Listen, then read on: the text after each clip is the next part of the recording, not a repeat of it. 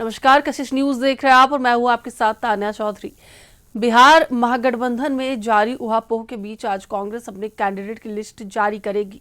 Party ने candidate की list को अंतिम रूप दे दिया है। दिल्ली में पार्टी चुनाव समिति की हुई बैठक में पार्टी ने कैंडिडेट सिलेक्शन की प्रक्रिया को पूरा कर लिया है और आज किसी भी वक्त कैंडिडेट के नामों को सार्वजनिक कर दिया जाएगा। केंद्रीय चुनाव अभियान समिति की बैठक में पार्टी अध्यक्ष मल्लिकार्जुन खड़गे, बिहार कांग्रेस के प्रभारी कृष्णा अल्लावरू, प्रदेश अध्यक्ष राजेश राम समेत तमाम बड़े नेता मौजूद रहे। राहुल गांधी और सोनिया गांधी वर्चुअली बैठक से जुड़े और सीट शेयरिंग और मौजूदा राजनीतिक हालात पर भी बैठक में मंथन हुआ। वहीं कांग्रेस कार्यालय के बाहर बिहार से आए कार्यकर्ताओं ने पार्टी नेताओं पर निशाना साधा और बाहरी लोगों को टिकट देने का आरोप लगाया।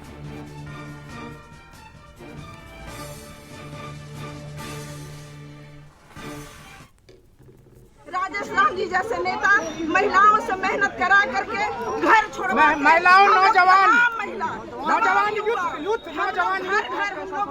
युवाओं के साथ शोषण हुआ है।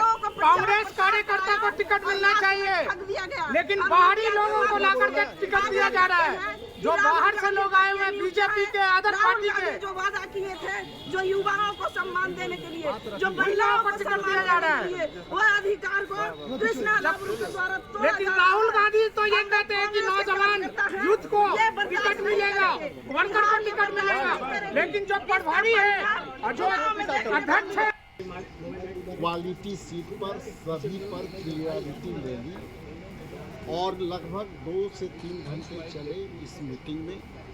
हम ये कह सकते हैं कि हम अपने विधानसभा क्षेत्र जो कांग्रेस पार्टी के हिस्से का जो क्षेत्र है वो हमने सारे सीटों पर स्ट्रांगली, क्वालिटी सीटों पर स्ट्रांगली, कैंडिडेटों के चेहरे पर स्ट्रांगली हमने निर्णय लिया और सारी उन सीटों पर सीईसी के मोहर लगी और हम लोग अभी आगे की चुनावी तैयारी के लिए आगे बढ़ रहे हैं। इसी पर अधिक बातचीत के लिए दिल्ली से हमारे सहयोगी अंकित जुड़े हुए हैं, उनसे बात करेंगे। अंकित, आज किसी भी समय कैंडिडेट की लिस्ट कांग्रेस जारी कर सकती है, क्या है पूरी जानकारी? निश्चित तौर पर देखिए, जिस तरीके से एनडीए की तरफ से सभी कैंडिडेट की लिस्ट जारी की गई है, ऐसे में एनडीए अलायंस गठबंधन है वो देश की राजधानी दिल्ली में बड़ी बड़ी बैठकें कर रहा है। अगर कांग्रेस पार्टी की बात करें तो उसकी तरफ से लगातार 2 दिन से कांग्रेस पार्टी के मुख्यालय से लेके और सोनिया गांधी के आवास पर राहुल गांधी के साथ बड़ी बड़ी बैठकें चल रही हैं। कल भी एक बड़ी बैठक का आयोजन किया गया था कांग्रेस पार्टी के मुख्यालय, और निश्चित तौर पर कहीं ना कहीं उसमें राहुल गांधी और सोनिया गांधी वीडियो कॉन्फ्रेंस के माध्यम से जुड़े थे और बैठक की अध्यक्षता मल्लिकार्जुन खड़गे यानी कि कांग्रेस के राष्ट्रीय अध्यक्ष ने की थी। इसमें बिहार के प्रभारी और बिहार के प्रदेश अध्यक्ष और कांग्रेस पार्टी के वरिष्ठ नेता बिहार से इस बैठक में शामिल हुए थे। निश्चित तौर पर जिस तरीके से हमें खबर आ रही है कि तकरीबन 40 सीटों पर चर्चा हुई थी, जिसमें से आज 25 सीटों पर घोषणा करने की संभावना कांग्रेस पार्टी की तरफ से बनाई जा रही है। जिस तरीके से तेजस्वी यादव की पार्टी और कांग्रेस पार्टी आपस में सीट बंटवारे को लेकर अड़े गए, तो वहीं वीआईपी सीट के प्रमुख यानी कि मुकेश सहनी भी लगातार दिल्ली में डेरा डाले हुए थे। तो कहीं ना कहीं सहमति बन गई है। जब कांग्रेस चुनाव समिति की कल बैठक खत्म हुई थी तो हमने प्रदेश अध्यक्ष से बात की थी, राजेश राम से। उन्होंने कहा है कि अधिक से अधिक सीटों पर बातचीत बन गई है और कहीं ना कहीं 1 से 2 दिन में जो प्रत्याशियों की सूची है वो जारी कर दी जाएगी। और निश्चित तौर पर आज भी कांग्रेस पार्टी के मुख्यालय यानी इंदिरा भवन में एक 9 बजे बैठक बुलाई गई है और उसमें कहीं ना कहीं स्थिति साफ हो जाएगी और आने वाले समय में यानी कि आज देर शाम तक पार्टी की तरफ से कहीं ना कहीं सभी प्रत्याशियों की सूची जारी कर दी जाएगी। तान्या, चलिए, बहुत बहुत धन्यवाद अंकित पूरी जानकारी के लिए। तो एक बार फिर से आपको बता दें कि कांग्रेस आज किसी भी समय प्रत्याशियों की लिस्ट जारी कर सकती है। इसी पर अधिक बातचीत के लिए हमारे साथ हमारे सहयोगी प्रीतम जुड़े हुए हैं, उनसे बात करेंगे। प्रीतम, कांग्रेस ने कह दिया है कि अधिक से अधिक सीटों पर बात बनेगी, लेकिन आज जो है किसी भी समय लिस्ट जारी हो सकती है, क्या है पूरी जानकारी?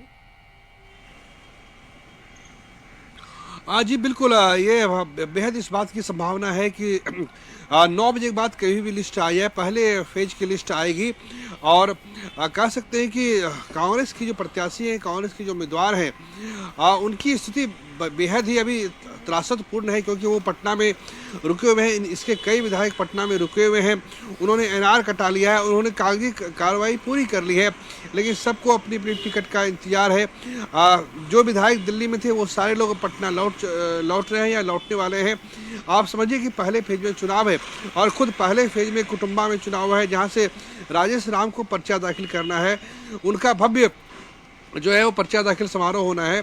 स्पष्ट रूप से कांग्रेस ने बहुत ही देर कर दी है, इतनी देरी की अपेक्षा नहीं थी। कल कांग्रेस ने जब पहली लिस्ट जारी कर दी तो कायदे से उसके बाद कांग्रेस की भी लिस्ट होनी चाहिए थी। जितनी भी पार्टियां पूरे बिहार में है, सबसे देरी से जो पार्टी चल रही है उस पार्टी का नाम है कांग्रेस। सीपीआई, सीपीएम, माले, भाजपा, आरजेडी सब ने अपनी तरफ से लिस्ट जारी कर दी है। केवल मुकेश सहनी और कांग्रेस एक ही पार्टी है जिसकी लिस्ट अब तक सामने नहीं आई है। जानकारी के मुताबिक जो सिटिंग विधायक हैं उनको कम से कम नहीं टच किया गया है, उन बिल्कुल सुरक्षित हैं। लेकिन केवल इतने भर से नहीं होता है जब तक आधिकारिक रूप से लिस्ट सामने नहीं आता है। आधिकारिक रूप से लिस्ट सामने आएगी, फिर उन्हें सिंबल लेना है और दूर दूर के इलाकों के विधायक हैं। लेकिन फिर भी आज जो जानकारी मिल रही है, जिस तरह सूत्रों से हमारी बातचीत हुई है कि आज 9 बजे के बाद कभी भी कांग्रेस की लिस्ट सामने आ जाएगी और उम्मीद है कि पहले फेज में पहली लिस्ट में 28 उम्मीदवारों के नाम हो। जी बिल्कुल प्रीतम, क्योंकि अभी तक महागठबंधन में सीट बंटवारे पर कोई ठोस कदम नहीं उठाया गया है। अब तक ये नहीं पता चल पाया है कि कौन सी पार्टियां किन किन सीटों पर और कितनी सीटों पर चुनाव लड़ेगी। ऐसे में प्रत्याशियों के नाम का ऐलान करना, क्या बताया जा रहा है कि कब तक ये सब कुछ फाइनल हो जाएगा, कि आखिरकार कब तक पता चलेगा कि कौन सी दल, कौन सी पार्टी कितने सीटों पर चुनाव लड़ रही है? नहीं, सबसे पहले हम लोग करेक्शन कर ले। ऐसा नहीं है कि महागठबंधन ने सीट बंटवारे के लिए कदम नहीं उठाया है। सीट बंटवारे के लिए कदम उठाया है, आपसे सहमति बन चुकी है। केवल 6 सीट है जिसको लेकर थोड़ी तकरार चल रही है। अगर सीट नहीं बांटी गई होती तो फिर कल भी आरजेडी ने अपने उम्मीदवारों को सिंबल दिया है। ऐसा नहीं है, आरजेडी ने लगभग अपनी तरफ से आज जो है गोपालगंज से खुद जो उम्मीदवार है बैकुंठपुर से आरजेडी के प्रेमशंकर यादव, वो नामांकन दाखिल करने वाले हैं। 17 तारीख को इस्लामपुर के विधायक राकेश रोशन नामांकन दाखिल करने वाले हैं। इन लोगों को सबको सिंबल अलॉट हो चुका है। आरजेडी ने अपनी तरफ से प्रक्रिया पूरी कर ली है। कांग्रेस को डिले है, क्योंकि कांग्रेस को पता है कि उसे 58-60 सीटों में चुनाव लड़ना है। फिर भी देरी हो गई है, लेकिन अगर ऐसा कहें कि कोई कदम नहीं उठाया गया है, ये नहीं है, कदम उठाया है। टिकट बांटे गए हैं, सिंबल अलॉट किए गए हैं। बस कांग्रेस की देरी भर है और जो आज वो देरी है वो 9 बजे के बाद पूरी हो जाएगी। प्रीतम, कांग्रेस लगातार अधिक से अधिक सीटों की मांग करते आ रही थी और ऐसे में जो सीटों के आंकड़े आ रहे हैं वो अभी फिलहाल कितने बताए जा रहे हैं कि कांग्रेस को कितनी सीटें मिलनी है? 58 पे कांग्रेस 70 सीटों की बात कर रही थी, 58 पे सहमति हुई थी। 2 और सीटें बढ़ाई गई हैं, 60 सीटों पे ही कांग्रेस चुनाव लड़ेगी। इससे ज़्यादा कांग्रेस को सीटें नहीं दी जाएंगी। 60 से ज़्यादा 61 होता है, क्योंकि अगर कांग्रेस शक्ति बरतेगी तो फिर आरजेडी भी अपने तेवर दिखाएगी।